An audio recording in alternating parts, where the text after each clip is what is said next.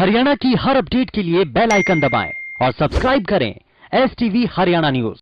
मेरे प्यारे देशवासियों, नमस्कार। आप सब लॉकडाउन में इस मन की बात को सुन रहे हैं। इस मन की बात के लिए आने वाले सुझाव, फोन कॉल की संख्या सामान्य रूप से कई गुना ज्यादा है। कई सारे विषयों को अपने अंदर समेट आपकी यह मन की बातें मेरे तक पहुंची हैं।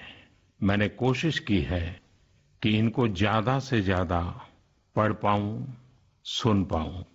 आपकी बातों से कई ऐसे पहलू जानने को मिले हैं जिन पर इस आपाधापी में ध्यान ही नहीं जाता है। मेरा मन करता है कि युद्ध के बीच हो रही इस मन की बात में उन्हीं कुछ पहलुओं को आप सभी देशवासियों के साथ बांटूं। साथियों, भारत की कोरोना के खिलाफ लड़ाई सही मायने में पीपल ड्रिवन है। भारत में कोरोना के खिलाफ लड़ाई जनता लड़ रही है, आप लड़ रहे हैं। जनता के साथ मिलकर शासन प्रशासन लड़ रहा है। भारत जैसा विशाल देश जो विकास के लिए प्रयत्नशील है, गरीबी से निर्णायक लड़ाई लड़ रहा है। उसके पास कोरोना से लड़ने और जीतने का यही एक तरीका है और हम भाग्यशाली हैं कि आज पूरा देश का हर नागरिक जन जन इस लड़ाई का सिपाही है, लड़ाई का नेतृत्व कर रहा है। आप कहीं भी नजर डालिए, आपको एहसास हो जाएगा कि भारत की लड़ाई पीपल ड्रिवन है। जब पूरा विश्व इस महामारी के संकट से जूझ रहा है, भविष्य में जब इसकी चर्चा होगी, उसकी तौर तरीकों की चर्चा होगी, मुझे विश्वास है कि भारत की यह पीपल ड्रिवन लड़ाई इसकी जरूर चर्चा होगी। पूरे देश में गली मोहल्लों में जगह जगह पर आज लोग एक दूसरे की सहायता के लिए आगे आए हैं। गरीबों के लिए खाने से लेकर राशन की व्यवस्था हो, लॉकडाउन का पालन हो, अस्पतालों की व्यवस्था हो, मेडिकल इक्विपमेंट का देश में ही निर्माण हो। आज पूरा देश एक लक्ष्य, एक दिशा, साथ साथ चल रहा है। ताली, थाली, दिया, मोमबत्ती, इन सारी चीजों ने जो भावनाओं को जन्म दिया, जिस जज्बे से देशवासियों ने कुछ न कुछ करने की ठान ली, हर किसी को इन बातों ने प्रेरित किया है। शहर हो या गांव, ऐसा लग रहा है जैसे देश में एक बहुत बड़ा महायज्ञ चल रहा है जिसमें हर कोई अपना योगदान देने के लिए आतुर है। हमारे किसान भाई बहनों को ही देखिए, एक तरफ वो इस महामारी के बीच अपने खेतों में दिन रात मेहनत कर रहे हैं और इस बात की भी चिंता कर रहे हैं कि देश में कोई भी भूखा न सोए। हर कोई अपने सामर्थ्य के हिसाब से इस लड़ाई को लड़ रहा है। कोई किराया माफ कर रहा है तो कोई अपनी पूरी पेंशन या पुरस्कार में मिली राशि को पीएम केयर्स में जमा करा रहा है। कोई खेत की सारी सब्जियां दान दे रहा है तो कोई हर रोज सैकड़ों गरीबों को मुफ्त भोजन करा रहा है। कोई मास्क बना रहा है। कहीं हमारे मजदूर भाई बहन क्वारंटीन में रहते हुए जिस स्कूल में रह रहे हैं उसकी रंगाई पुताई कर रहे हैं।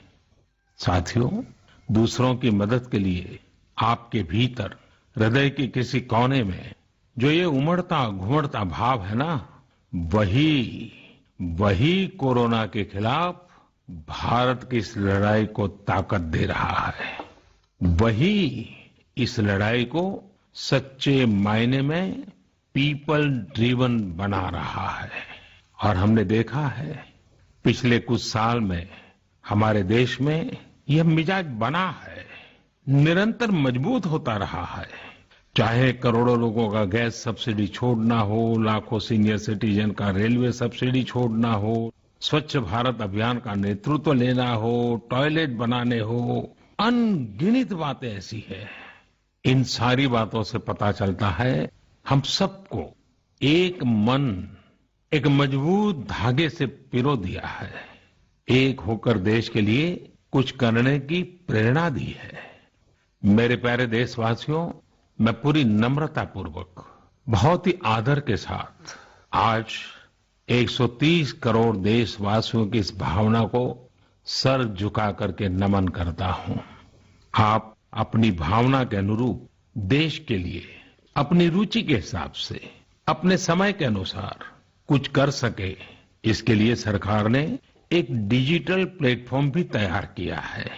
ये प्लेटफॉर्म है covidwarriors.gov.in। मैं दोबारा बोलता हूं, covidwarriors.gov.in। सरकार ने इस प्लेटफॉर्म के माध्यम से तमाम सामाजिक संस्थाओं के वॉलंटियर्स, सिविल सोसाइटी के प्रतिनिधि और स्थानीय प्रशासन को एक दूसरे से जोड़ दिया है। बहुत ही कम समय में इस पोर्टल से 1.25 करोड़ लोग जुड़ चुके हैं। इनमें डॉक्टर, नर्सिस से लेकर हमारी आशा, एएनएम बहनें, हमारे एनसीसी, एनएसएस के साथी, अलग अलग फील्ड के तमाम प्रोफेशनल्स, उन्होंने इस प्लेटफॉर्म को अपना प्लेटफॉर्म बना लिया है।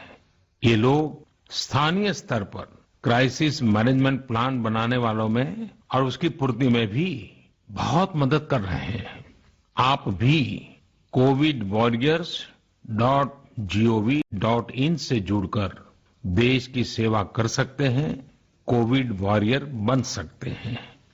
साथियों, हर मुश्किल हालात, हर लड़ाई कुछ न कुछ सबक देती है, कुछ न कुछ सिखा करके जाती है, सीख देती है, कुछ संभावनाओं के मार्ग बनाती है और कुछ नई मंजिलों की दिशा भी देती है।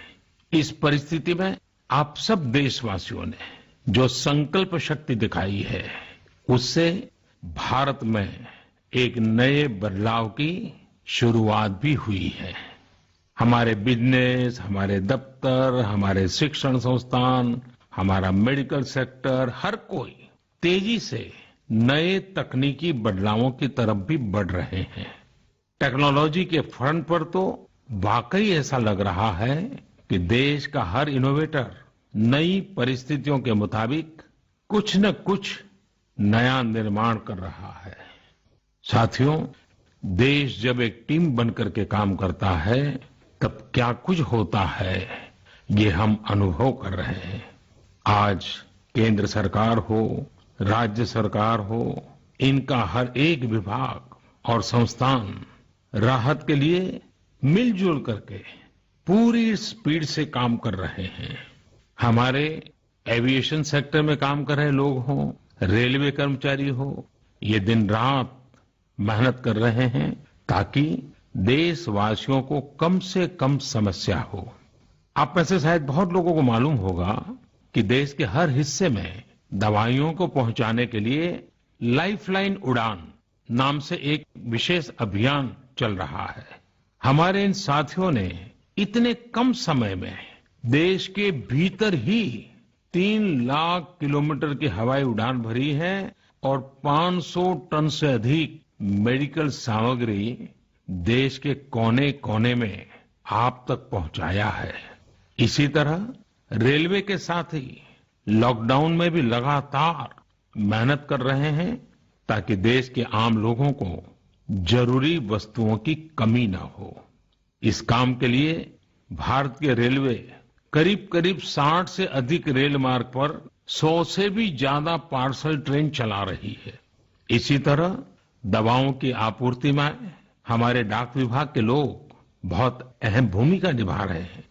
हमारे ये सभी साथी सच्चे अर्थ में कोरोना के वॉरियर ही हैं। साथियों, प्रधानमंत्री गरीब कल्याण पैकेज के तहत गरीबों के अकाउंट में पैसे सीधे ट्रांसफर किए जा रहे हैं। वृद्धावस्था पेंशन जारी की गई है। गरीबों को 3 महीने के मुफ्त गैस सिलेंडर, राशन जैसी सुविधाएं भी दी जा रही हैं। इन सब कामों में सरकार के अलग अलग विभागों के लोग, बैंकिंग सेक्टर के लोग एक टीम की तरह दिन रात काम कर रहे हैं। और मैं हमारे देश की राज्य सरकारों की भी इस बात के लिए प्रशंसा करूंगा कि वो इस महामारी से निपटने में बहुत सक्रिय भूमिका निभा रही है। स्थानीय प्रशासन, राज्य सरकारें जो जिम्मेदारी निभा रही हैं, उसकी कोरोना के खिलाफ लड़ाई में बहुत बड़ी भूमिका है। उनका ये परिश्रम बहुत प्रशंसनीय है। मेरे प्यारे देशवासियों, देश भर से स्वास्थ्य सेवाओं से जुड़े लोगों ने अभी हाल ही में जो अध्यादेश लाया गया है, उस पर अपना संतोष व्यक्त किया है। इस अध्यादेश में कोरोना वॉरियर्स के साथ हिंसा, उत्पीड़न और उन्हें किसी रूप में चोट पहुंचाने वालों के खिलाफ बेहद सख्त सजा का प्रावधान किया गया है। हमारे doctor, nurses, paramedical staff, community health workers और ऐसे सभी लोग जो देश को कोरोना मुक्त बनाने में दिन रात जुटे हुए हैं, उनकी रक्षा करने के लिए ये कदम बहुत जरूरी था। मेरे प्यारे देशवासियों, हम सब अनुभव कर रहे हैं कि महामारी के खिलाफ इस लड़ाई के दौरान हमें अपने जीवन को, समाज को, हमारे आसपास हो रही घटनाओं को एक फ्रेश नजरिए से देखने का अवसर भी मिला है। समाज के नजरिए में भी व्यापक बदलाव आया है। आज अपने जीवन से जुड़े हर व्यक्ति की अहमियत का हमें आभास हो रहा है। हमारे घर में काम करने वाले लोग हों, हमारी जरूरतों को पूरा करने के लिए काम करने वाले हमारे सामान्य कामगार हों, पड़ोस की दुकानों में काम करने वाले लोग हों, इन सब की कितनी बड़ी भूमिका है, हमें ये अनुभव हो रहा है। इसी तरह जरूरी सेवाओं की डिलीवरी करने वाले लोग, मंडियों में काम करने वाले हमारे मजदूर भाई बहन, हमारे आस पड़ोस के ऑटो चालक, रिक्शा चालक, आज हम अनुभव कर रहे हैं कि इन सब के बिना हमारा जीवन कितना मुश्किल हो सकता है। आजकल सोशल मीडिया में हम सब लोग लगातार देख रहे हैं कि लॉकडाउन के दौरान लोग अपने इन साथियों को न सिर्फ याद कर रहे हैं, उनकी जरूरतों का ध्यान रख रहे हैं, बल्कि उनके बारे में बहुत सम्मान से लिख भी रहे हैं। आज देश के हर कोने से ऐसी तस्वीरें आ रही हैं कि लोग सफाई कर्मियों पर पुष्प वर्षा कर रहे हैं। पहले उनके काम को संभवतः आप भी कभी नोटिस नहीं करते थे। डॉक्टर हो, सफाई कर्मी हो, अन्य सेवा करने वाले लोग हो, इतना ही नहीं, हमारी पुलिस व्यवस्था को लेकर भी आम लोगों के सोच में काफी बदलाव हुआ है। पहले पुलिस के विषय में सोचते ही नकारात्मकता के सिवाय हमें कुछ नजर नहीं आता था। हमारे पुलिसकर्मी आज गरीबों, जरूरतमंदों को खाना पहुंचा रहे हैं, दवा पहुंचा रहे हैं। जिस तरह से हर मदद के लिए पुलिस सामने आ रही है, इससे पुलिसिंग का मानवीय और संवेदनशील पक्ष हमारे सामने उभर करके आया है, हमारे मन को झकझोर दिया है, हमारे दिल को छू लिया है। एक ऐसा अवसर है जिसमें आम लोग पुलिस से भावात्मक तरीके से जुड़ रहे हैं। हमारे पुलिस कर्मियों ने इसे जनता की सेवा के एक अवसर के रूप में लिया है और मुझे पूरा विश्वास है इन घटनाओं से आने वाले समय में सच्चे अर्थ में बहुत ही सकारात्मक बदलाव आ सकता है और हम सब ने इस सकारात्मकता को कभी भी नकारात्मकता के रंग से रंगना नहीं है। साथियों, हम अक्सर सुनते हैं प्रकृति, विकृति और संस्कृति। इन शब्दों को एक साथ देखें और इसके पीछे के भाव को देखें तो आपको जीवन को समझने का भी एक नया द्वार खुलता हुआ दिखेगा। अगर मानव प्रकृति की चर्चा करें तो ये मेरा है, मैं इसका उपयोग करता हूं। इसको और इस भावना को बहुत स्वाभाविक माना जाता है, किसी को इसमें कोई ऐतराज नहीं होता। इसे हम प्रकृति कह सकते हैं। लेकिन जो मेरा नहीं है, जिस पर मेरा हक नहीं है उसे मैं दूसरे से छीन लेता हूं, उसे छीनकर उपयोग में लाता हूं, तो हम इसे विकृति कह सकते हैं। इन दोनों से परे, प्रकृति और विकृति से ऊपर जब कोई संस्कारित मन सोचता है या व्यवहार करता है तो हमें संस्कृति नजर आती है।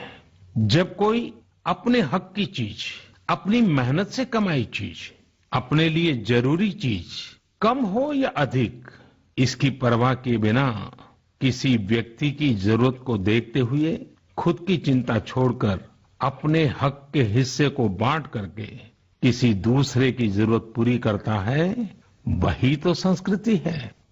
साथियों, जब कसौटी का काल होता है तब इन गुणों का परीक्षण होता है। आपने पिछले दिनों देखा होगा कि भारत ने अपने संस्कारों के अनुरूप, हमारी सोच के अनुरूप, हमारी संस्कृति का निर्वहन करते हुए कुछ फैसले लिए। संकट की इस घड़ी में दुनिया के लिए भी, समृद्ध देशों के लिए भी दवाइयों का संकट बहुत ज्यादा रहा है।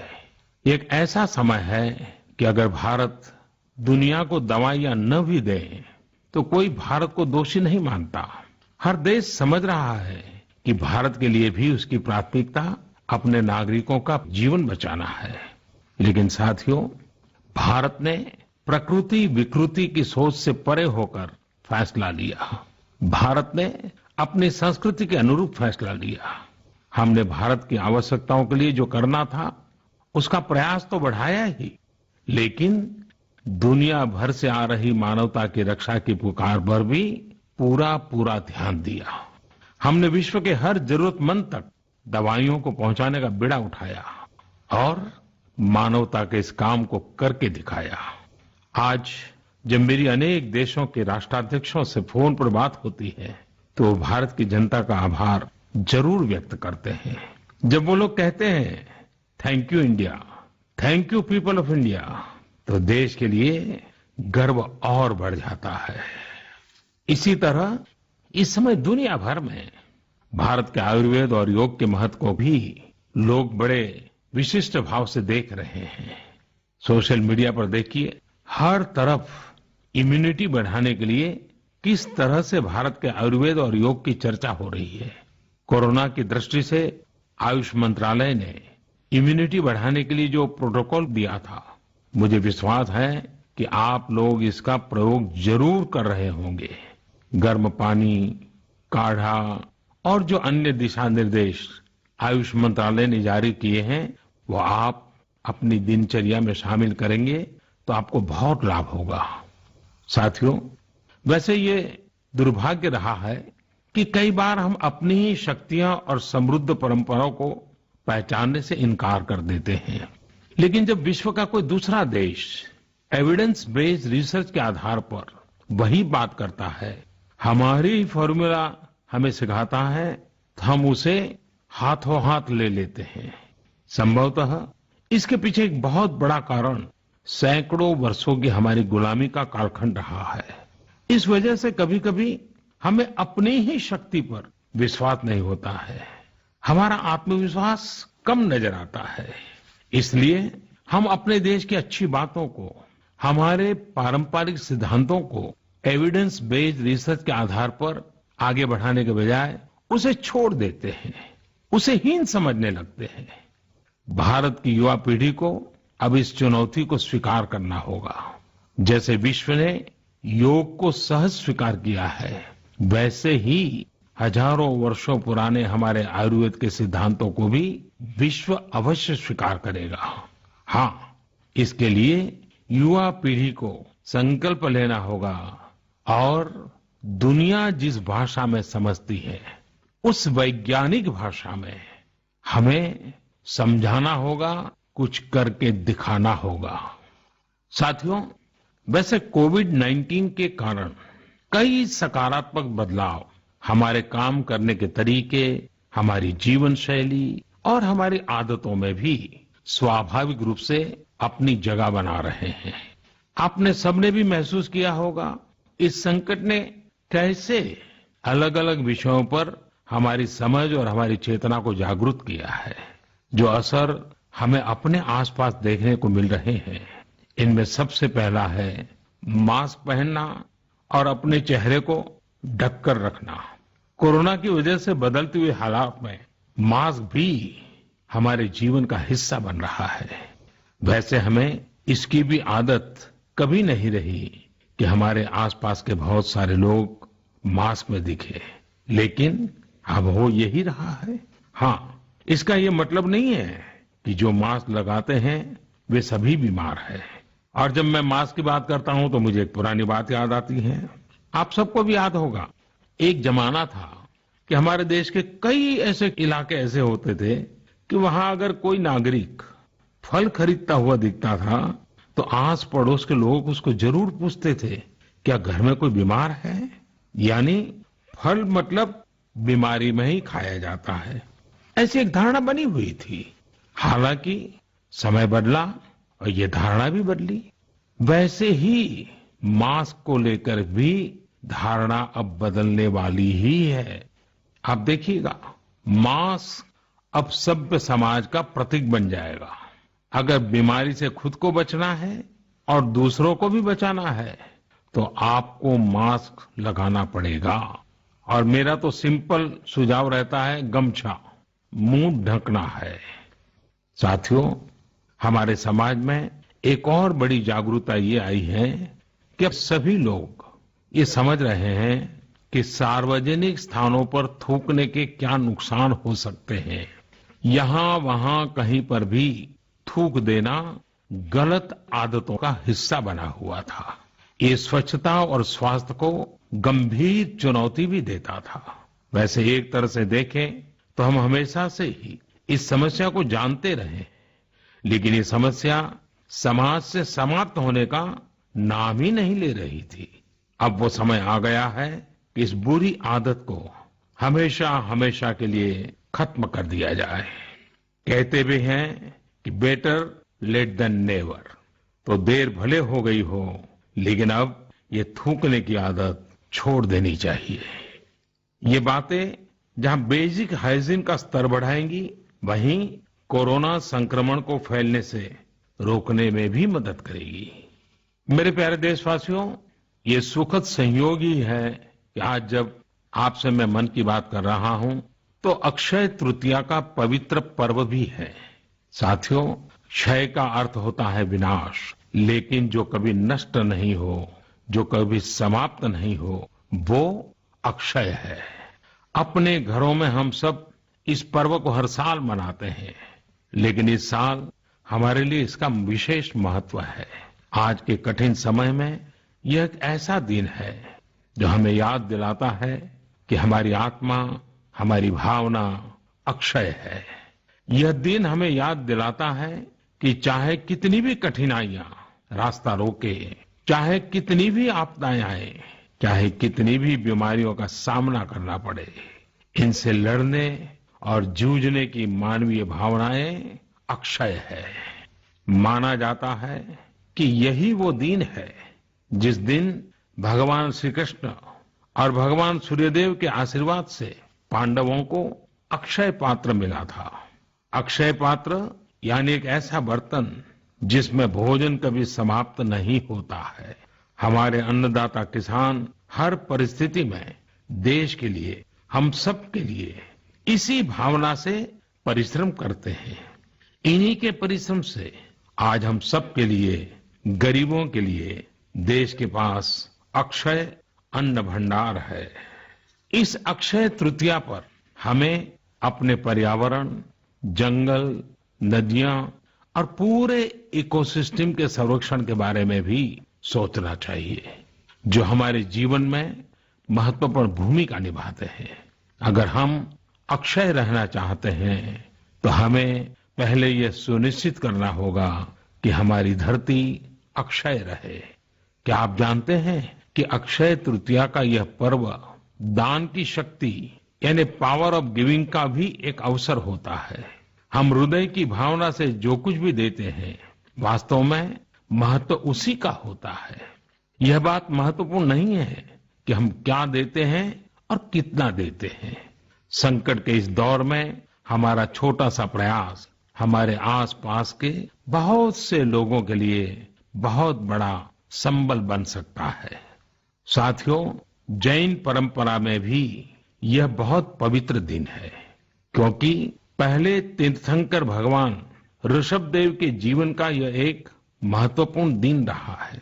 ऐसे में जैन समाज इसे एक पर्व के रूप में मनाता है और इसलिए ये समझना आसान है कि क्यों इस दिन को लोग किसी भी शुभ कार्य को प्रारंभ करना पसंद करते हैं। चूंकि आज कुछ नया शुरू करने का दिन है, तो ऐसे में क्या हम सब मिलकर अपने प्रयासों से अपनी धरती को अक्षय और अविनाशी बनाने का संकल्प ले सकते हैं? साथियों, आज भगवान बसवेश्वर जी की भी जयंती है। ये मेरा सौभाग्य रहा है कि मुझे भगवान बसवेश्वर की स्मृतियां और उनके संदेश से बार बार जुड़ने का, सीखने का अवसर मिला है। देश और दुनिया में भगवान बसवेश्वर के सभी अनुयायियों को उनकी जयंती पर बहुत बहुत शुभकामनाएं। साथियों, रमजान का भी पवित्र महीना शुरू हो चुका है। जब पिछली बार रमजान मनाया गया था तो किसी ने सोचा भी नहीं था कि इस बार रमजान में इतनी बड़ी मुसीबतों का भी सामना करना पड़ेगा। लेकिन अब जब पूरे विश्व में ये मुसीबत आ ही गई है, तो हमारे सामने अवसर है इस रमजान को संयम, सद्भावना, संवेदनशीलता और सेवा भाव का प्रतीक बनाएं। इस बार हम पहले से ज्यादा इबादत करें, ताकि ईद आने से पहले दुनिया कोरोना से मुक्त हो जाए और हम पहले की तरह उमंग और उत्साह के साथ ईद मनाएं। मुझे विश्वास है कि रमजान के इन दिनों में स्थानीय प्रशासन के दिशा निर्देशों का पालन करते हुए कोरोना के खिलाफ चल रही इस लड़ाई को हम और मजबूत करेंगे। सड़कों पर, बाजारों में, मोहल्लों में फिजिकल डिस्टेंसिंग के नियमों का पालन अभी बहुत आवश्यक है। मैं आज उन सभी कम्युनिटी लीडर्स के प्रति भी आभार प्रकट करता हूं जो 2 गज दूरी और घर से बाहर नहीं निकलने को लेकर लोगों को जागरूक कर रहे हैं। वाकई कोरोना ने इस बार भारत समेत दुनिया भर में त्योहारों को मनाने का स्वरूप ही बदल दिया है, रंग रूप बदल दिए हैं। अभी पिछले दिनों ही हमारे यहाँ भी बिहू, बैसाखी, पुथंडू, विशु, ओडिया न्यू ईयर ऐसे अनेक त्योहार आए। हमने देखा कि लोगों ने कैसे इन त्योहारों को घर में रहकर और बड़ी सादगी के साथ और समाज के प्रति शुभ चिंतन के साथ त्योहारों को मनाया। आमतौर पर वे इन त्योहारों को अपने दोस्तों और परिवारों के साथ पूरे उत्साह और उमंग के साथ मनाते थे, घर के बाहर निकलकर अपनी खुशी साझा करते थे। लेकिन इस बार हर किसी ने संयम बरता, लॉकडाउन के नियमों का पालन किया। हमने देखा है कि इस बार हमारे ईसाई दोस्तों ने ईस्टर भी घर पर ही मनाया है। अपने समाज, अपने देश के प्रति ये जिम्मेदारी निभाना आज की बहुत बड़ी जरूरत है। तभी हम कोरोना के फैलाव को रोक पाने में सफल होंगे, कोरोना जैसी वैश्विक महामारी को परास्त कर पाएंगे। मेरे प्यारे देशवासियों, इस वैश्विक महामारी के संकट के बीच आपके परिवार के एक सदस्य के नाते, और आप सब भी मेरे ही परिवारजन हैं, तब कुछ संकेत करना, कुछ सुझाव देना, ये मेरा दायित्व भी बनता है। मेरे देशवासियों से मैं आपसे आग्रह करूंगा, हम कतई अति आत्मविश्वास में न फंस जाएं। हम ऐसा विचार न पाल लें कि हमारे शहर में, हमारे गांव में, हमारी गली में, हमारे दफ्तर में अभी तक कोरोना पहुंचा नहीं है, इसलिए अब पहुंचने वाला नहीं है। देखिए, ऐसी गलती कभी मत पालना। दुनिया का अनुभव हमें बहुत कुछ कह रहा है और हमारे यहाँ तो बार बार कहा जाता है, सावधानी हटी तो दुर्घटना घटी। याद रखिए, हमारे पूर्वजों ने हमें इन सारे विषयों में बहुत अच्छा मार्गदर्शन किया है। हमारे पूर्वजों ने कहा है, अग्नि ही शेषम ऋण शेषम व्याधि शेषम तथैव च पुनः पुनः प्रवर्धेत तस्मात् शेषम न कार्येत। अर्थात हल्के में लेकर छोड़ दी गई आग, कर्ज और बीमारी मौका पाते ही दोबारा बढ़कर खतरनाक हो जाती है। इसलिए इनका पूरी तरह उपचार बहुत आवश्यक होता है। इसलिए अति उत्साह में स्थानीय स्तर पर कहीं पर भी कोई लापरवाही नहीं होनी चाहिए। इसका हमेशा हमेशा हमने ध्यान रखना ही होगा। और मैं फिर एक बार कहूंगा, 2 गज दूरी बनाए रखिए, खुद को स्वस्थ रखिए। 2 गज दूरी बहुत है जरूरी। आप सबके उत्तम स्वास्थ्य की कामना करते हुए मैं मेरी बात को समाप्त करता हूं। अगली मन की बात के समय जब मिले तब इस वैश्विक महामारी से कुछ मुक्ति की खबरें दुनिया भर से आए, मानवजात इन मुसीबतों से बाहर आए, इसी प्रार्थना के साथ आप सबका बहुत बहुत धन्यवाद।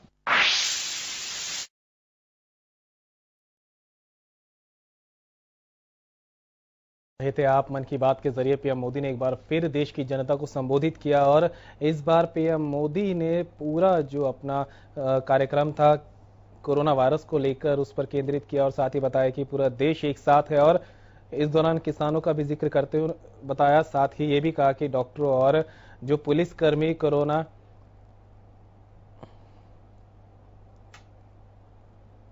फिलहाल इस बुलेटिन में इतना ही, दीजिए इजाजत, नमस्कार।